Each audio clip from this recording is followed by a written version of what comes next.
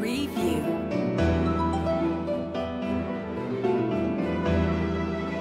Preview.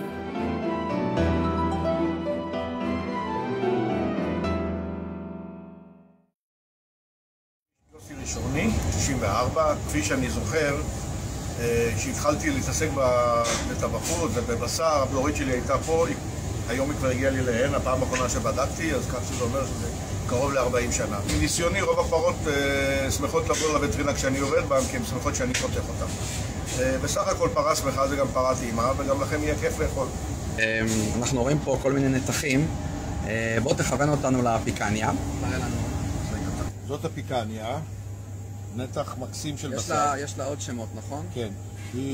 פיקניה זה בפורטוגזית, בעברית הקצבים קוראים לה שפיץ צ'ך. צ'ך זה כל הירך האחורית של הבשר. זה השפיץ של הצ'ך. זה השפיץ של הצ'ך. יש כאלה שקוראים לזה בטעות תחת, אבל זה לא התחת. כפי שאתם יודעים, לפרה אין תחת, היא לא יושבת. מה עושים עם הפיקניה הזאת? פיקניה הוא הנתח הטעם של הבשר הכי חזק. השומן שלה הוא שומן מתוק, זה השומן. כן. שומן מתוק הוא... מה זאת אומרת מתוק? זה השומן הכי טעים בפרה.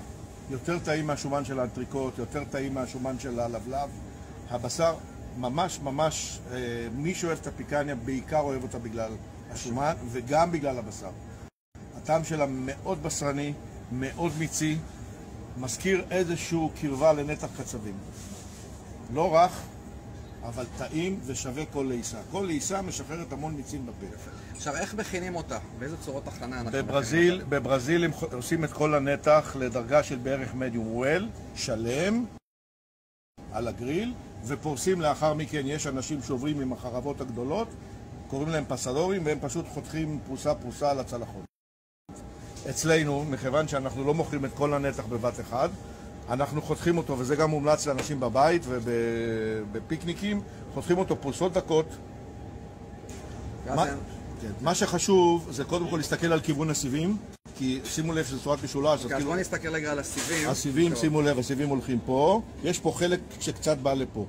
אבל רוב הסיבים של הספיק, אני לא מסתכל על החלק הזה, אני מסתכל על הסיבים כאן. בוא נסתכל רגע, הנה, אנחנו רואים פה את הסיבים, כן, יפה מאוד. עכשיו, מרימים ומסתכלים ככה, אתם רואים, אין לנו פה חוטים ארוכים, זה כיוון החיתוך כרגע. בשלב מסוים צריך להחליף את הכיוון של החיתוך לקראת הסוף. בצד השני, איפה שהסיבים בכיוון השני. אחרי שזה מתקדם להנה, הולכים את זה דק דק דק.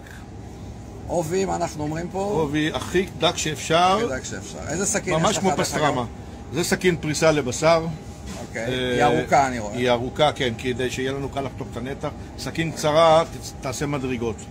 בדיוק. ואפשר לתמוך עם היד, לחתוך פרוסות דקות. יפה. ובצורה שווה. אוי, איזה יופי זה.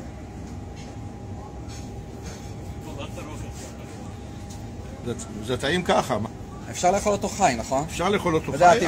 הטבעונים יש להם קטע שהם אומרים, בוא נראה אותך אוכל בשר חי.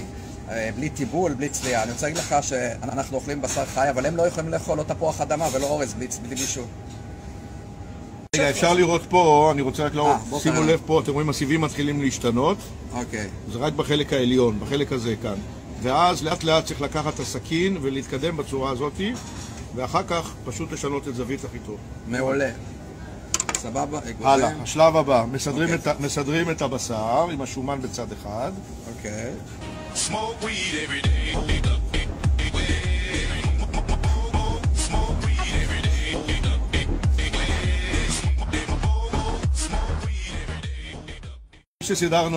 אחרי שסידרנו את השומן בצד אחד, אנחנו חותכים את השומן לקטעים של בערך 3-4 סנטימטר.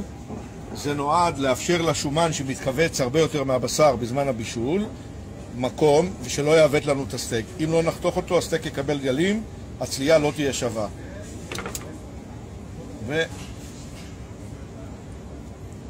שהשומן בצד אחד למטה, זה הסיבה שסידרנו אותו. פשוט הוא עולה ככה על הגריל כמו פרח. כמו פרח. תזכרו, שומן תמיד למטה.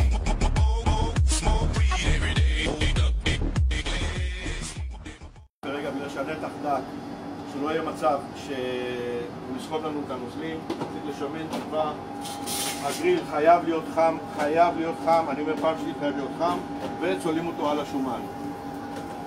בערך 5-6 דקות עד שאנחנו רואים שהשומן פה למטה מתחיל להיצרב, אנחנו נעבור לשלב השני, נפתח אותו ונגיש אותו. אנחנו מסובבים אותו קצת, נותנים צפייה לחלקים אחרים, קצת מורחים חמאה למי שאין לו בעיית כשרות, אפשר גם בשמן זית, אפשר גם בשומן אבז, אפשר גם בשומן בקר. זהו, ועוד 3 דקות. 3 דקות בכל צעד. אני רוצה שתראו, השומן צרוף לגמרי, ועכשיו מה שאנחנו עושים, פותחים את הבשר בפרוסות ונותנים לו צריבה בשני הצדדים, ממש כמה שניות מכל צד.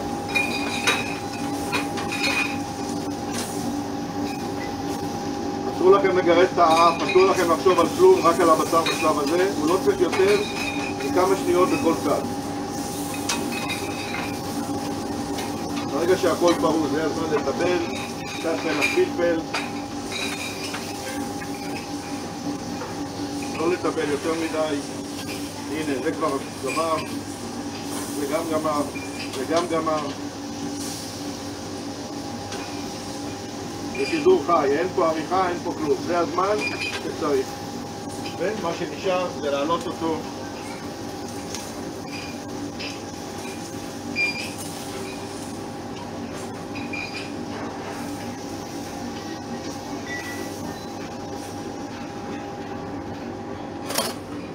נכון, קצת ניקיון, אף פעם לא מזיק.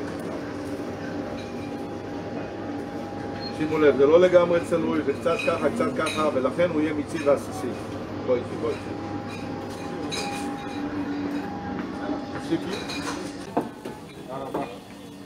מה אתה חושב שאני אוותר לך? אני גם כן לגנוב לך אחד.